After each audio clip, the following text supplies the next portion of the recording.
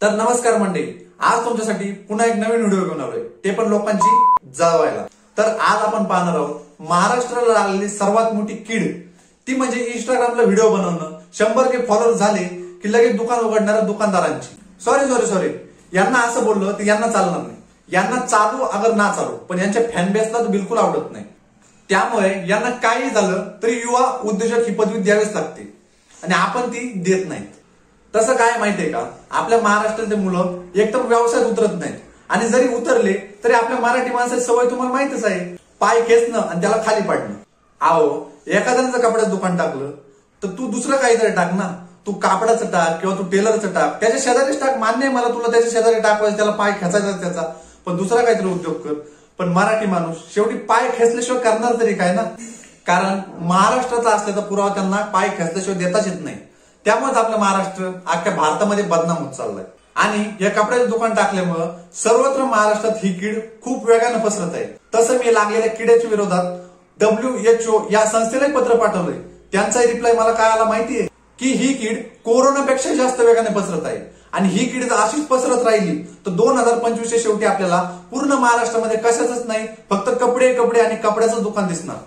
तर या आजच्या व्हिडिओमध्ये आपण पाहणार आहोत कपड्यांचा युवा उद्योजक आक्या जाधव याला। माझ्या सगळ्या मित्रांना मी एक गोष्ट सांगतो, आज मी तुमच्यावर लय नाराज आहे। चायला आज फादर्स डे होता, तुमच्यातले एकाने पण माझी स्टोरी टाकली नाही। आता मला पैशाला फोन करा, मग तुम्हाला सांगतो। तर प्रथम मुद्दा कसा आहे, याचं वय लईत लई 23 किंवा 24 असेल। हाही 2 वर्षापूर्वी बापाच्या जेव्हा 2 टाइम खात होता आणि आज तर नवीनच याचं स्वप्न काय, तर फादर डेच्या दिवशी याच्या मित्रांनी याला पप्पा म्हणावं। तर भावा, तुला फक्त एकच सांगू इच्छितो, 2-4 रुपये उसने दिल्याने कोणी पप्पा होत नसते। तर भावा, मला फक्त इतकं सांग, त्यांनी जर व्हिडिओ बनवून हे साबित करून दाखवलं की कोण कोणाचा पप्पा आहे, तर तू पप्पा बोलायला मान्य करशील? तर कसं आहे भावा, मी असं ऐकलं की तुला राग खूप पटकन येतोय आणि मी व्हिडिओ बनवला म्हणजे तो व्हायरल जाणार आणि माझा व्हिडिओ जो व्हायरल गेला तर तुझ्या बुडाला लागणार ती म्हणजे फक्त आग, आणि ते माझं कामच आहे। मी फक्त लोकांना जळवतोच आणि तुझ्या बुडाला आग लागली म्हणजे तुम्हाला शोधणार।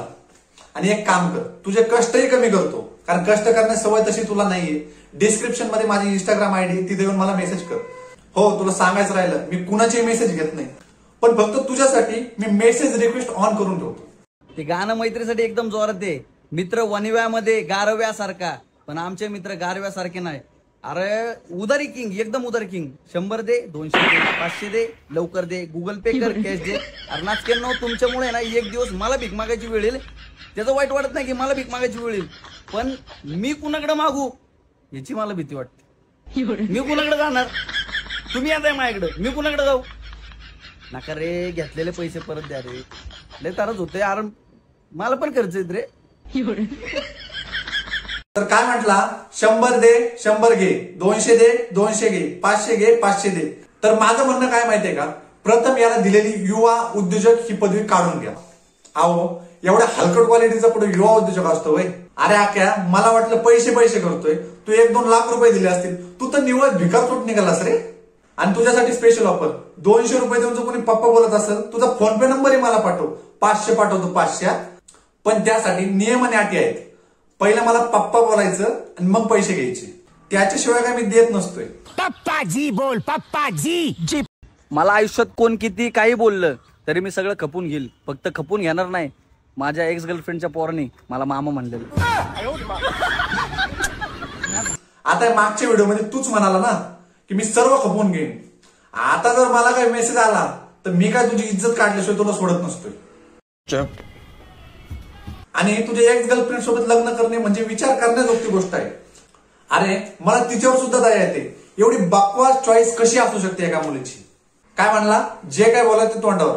भाव, मला काय मागं बोलणं जमत नाही, आपलं रोकटोक असते, कॅमेरा समोर यायचं डायरेक्ट धडधड बोलून टाकायचं।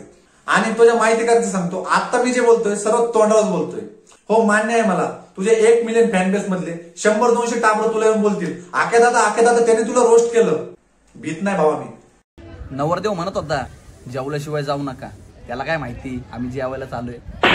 रबड्यान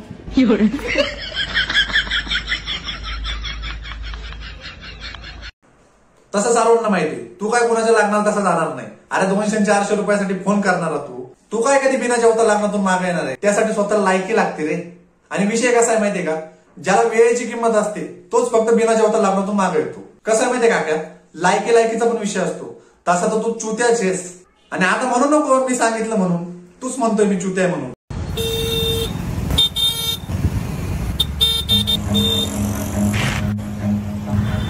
कशाला वाजवतोय? छुट्टी आहे का? हा तर चला मित्रांनो, आजसाठी एवढंच. तर कसा विषय आहे माहितीये का, एखाद्याची तोंड बघून लायकी काढावं लागते आणि त्यानुसार ठरवावं लागतं की याच्यावर किती मिनिटाचा व्हिडिओ बनवावा. आणि भावा, तुझी जर इच्छा असेल की मी पुन्हा एकदा तुझ्या फीडमध्ये जाऊन तुझी फीड उचकावावी, तर मला मेसेज कर. अजून 2-4 व्हिडिओ बनवू शकतो मी आरामात. मी त्यासाठीच बसलेलो आहे. आणि महत्वाचं बाकी आहे, सर्वांनी ध्यान देऊन ऐका. मी कुणासोबत भेदभाव करत नाही. त्यामुळे तुम्ही मला आता मेसेज करून तुमचा वेळ अजिबात वाया घालू नका. तुमचाही नंबर येणार आहे. तसं कपड्याचं ब्रँड अँबॅसिडर बनायचं स्वप्न घेऊनच उतरलेलं मी या क्षेत्रात.